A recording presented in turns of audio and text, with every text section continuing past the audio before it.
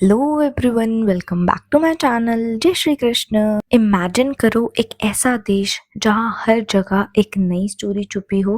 गोवा की गलियों में फ्रेश ब्रेड की खुशबू, कर्ग की हिल्स में ब्रेवरी की कहानियां और असम के टी गार्डन में सुकून भरी चाय की महक। यस गाइस, आज हम सिर्फ एक चैप्टर नहीं पढ़ने वाले हैं बल्कि इंडिया की एक ब्यूटीफुल जर्नी एक्सपीरियंस करने वाले हैं।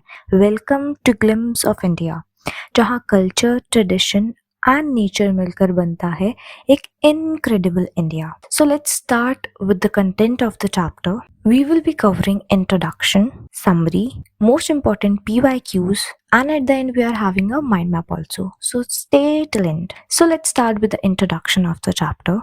Glimpse of India is a beautiful chapter that shows the culture, tradition and natural beauty of different parts of India. So एक chapter है जो हमें culture के बारे में, tradition के बारे में और हमारे देश की सुंदरता के बारे में हमें बताता है। It has 3 parts: a baker from Goa, Kurg and tea from Assam. So ये तीनों स्टोरीज हमें बताएंगी स्पेशल फूड के बारे में, लोगों के बारे में, जगह के बारे में और उनके बेसिक रीजन के बारे में। ये चैप्टर हमें इंडिया की डाइवर्सिटी, ट्रेडिशन और हिस्ट्री जो आज भी बरकरार है उसके बारे में बताएगा। So let's connect with the chapter.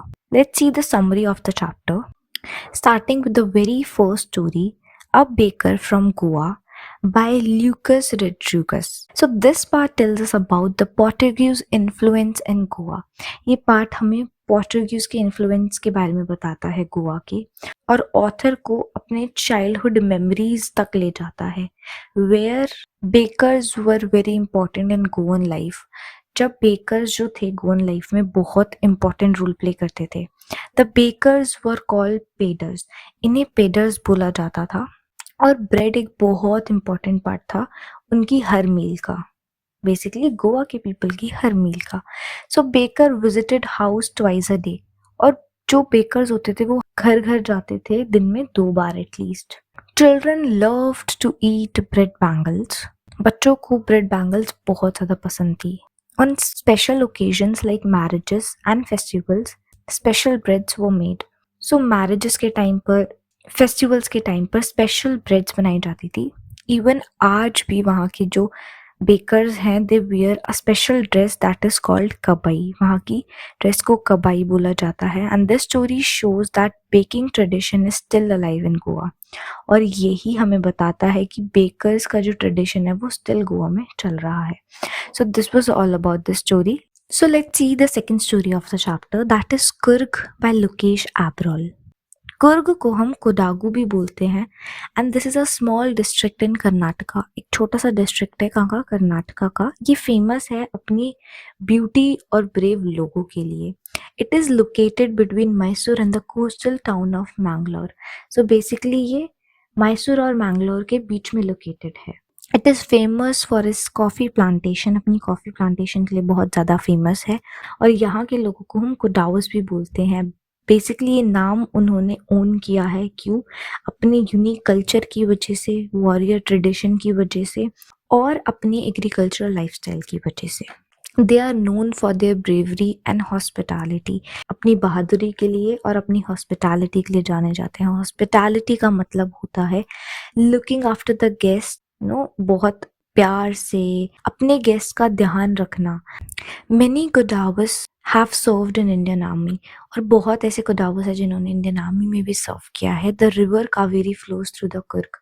Tourists enjoy river rafting, trekking and watching birds there. Basically जो वहाँ पे टूरिस्ट आते हैं ये रिवर राफ्टिंग को, ट्रैकिंग को और बर्ड्स को देखना बहुत एंजॉय करते हैं। Coorg is called the Scotland of India because of its greenery and hills, और ये स्कॉटलैंड ऑफ इंडिया बोला जाता है अपनी ग्रीनरी और अपनी हिल्स की वजह से। So this was all about that story. Let's see the third story, that is tea from Assam by Arup Kumar Dutta. ये पार्ट हमें टी गार्डन के बारे में बताता है असम के. Second, Rajiv and Pranjal visit Assam during their summer vacation. Basically यहाँ पर 2 दोस्त हैं, राजीव और प्रांजल, जो ट्रैवल करते हैं असम, जो वर्ल्ड का सबसे बिगेस्ट ट्री ग्रोइंग रीजन है, उसके बारे में हमें काफ़ी सुंदर सुंदर चीज़ें बताते हैं. So tea plants grow best in tropical region and heavy rainfall. जो टी प्लांट्स होते हैं बेसिकली ट्रॉपिकल क्लाइमेट में और बहुत ज़्यादा बारिश में ग्रो करते हैं। इन्हें एक ऐसा टेम्परेचर चाहिए होता है और बहुत ज़्यादा बारिश चाहिए होती है ग्रो करने के लिए। T was first drunk in China. Basically ये हमें क्या बताती है स्टोरी कि जो टी थी वो ओरिजिनली कहाँ से बिलोंग करती है, चाइना से बिलोंग करती है। अ चाइनीज एम्परर, एक चाइनीज एम्परर है शेनंग, जिसने डिस्कवर किया था चाय को by chance. The British started tea plantation in India. बोला जाता है कि ब्रिटिश ने स्टार्ट किया था टी प्लांटेशन इंडिया में। और Assam T is famous all over the world for its strong flavours. और असम की टी बहुत ज़्यादा फेमस है अपने स्ट्रॉन्ग फ्लेवर्स के लिए। So this was all about the summary of the chapter. Let's see most important PYQs of the chapter. How is bread an important part of Goan life? मैंने basically question के answers को pointers में लिखा है because I prefer points लिखना would be more beneficial in examination. So let's see the answer of the question. Bread is an important part of Goan life. कैसे है? पहली चीज यहाँ पे जो बेकर्स हैं इन्हें पेडर्स बोला जाता है, जो घर घर ब्रेड को सप्लाई करते हैं। यहाँ पर जो ब्रेड है वो डेली मील्स में कंज्यूम होती है और बहुत नेसेसरी होती है मैरिजेस और फेस्टिवल्स के लिए। Special breads are prepared for special occasions. Children love bread bangles. Bread bangles बहुत ज़्यादा पसंद करते हैं यहाँ पर बच्चे। इवन आज भी बेकिंग जो है बहुत रिस्पेक्टेड प्रोफेशन माना गया है गोवा का। And it shows that the bread is deeply connected with Goan culture and tradition. Even ये हमें बताता है कि ब्रेड कैसे डीपली कनेक्टेड है गोवन कल्चर और ट्रेडिशन से। So let's see the second question of the chapter. Why is Coorg called the Scotland of India? Coorg को स्कॉटलैंड ऑफ इंडिया क्यों बोला गया है? Coorg is called Scotland of India because of its green hills, forests and pleasant weather. अपने pleasant weather के लिए, पहाड़ियों के लिए, जंगलों के लिए। It is full of coffee plantation and natural beauty. और अपनी coffee plantation और natural beauty के लिए भी। The river Kaveri flows through it. Even Coorg में एक बहुत सुंदर रिवर है दैट इज कावेरी, जो इसके बीच में से होकर जाती है। The place looks very similar to Scotland. और ये जगह जो है वो स्कॉटलैंड की तरह दिखती है। It is also famous for the brave Kodavas who serve in Indian army. और ब्रेव कोडावस के लिए भी जाना जाता है इस जगह को, जिन्होंने इंडियन आर्मी में भी सर्व किया था। So let's see the third question of the chapter. What legends are associated with tea? ऐसे कौन से लेजेंड्स हैं जिन्हें हम टी से रिलेट करते हैं? So there are two famous legends about tea. According to Chinese legend, Emperor Shennong discovered tea when tea leaves accidentally fall into boiling water. Basically एक स्टोरी बताई गई है कि जो एम्परर था चाइना का, उसने टी को कैसे डिस्कवर किया था। बेसिकली उसके बॉइलिंग वाटर में एक टी का पत्ता आकर गिर गया था एक्सीडेंटली। और बोला जाता है कि टी का जो बेसिक जन्म हुआ वो वहां से हुआ। Secondly, according to Indian legends बोला जाता है क्या कि एक बुद्धिस्ट मॉन्क था जिसने अपनी आईलिड्स को कट किया था अपनी नींद को अवॉइड करने के लिए, कि वो नींद नहीं लेना चाहता, इसने उसने अपनी आईलिड्स को ही कट कर लिया था। और वहां से हमारी टी की शुरुआत हुई। बेसिकली ये दो स्टोरीज हैं अपनी अपनी जगह पर जो बोली जाती हैं। And these stories show how T was discovered long ago. Basically stories है जो हमें बताती हैं कि कैसे टी की डिस्कवरी हुई। So let's see the next question. Describe the tea garden of Assam. Tea garden को डिस्क्राइब करना है हमें असम के।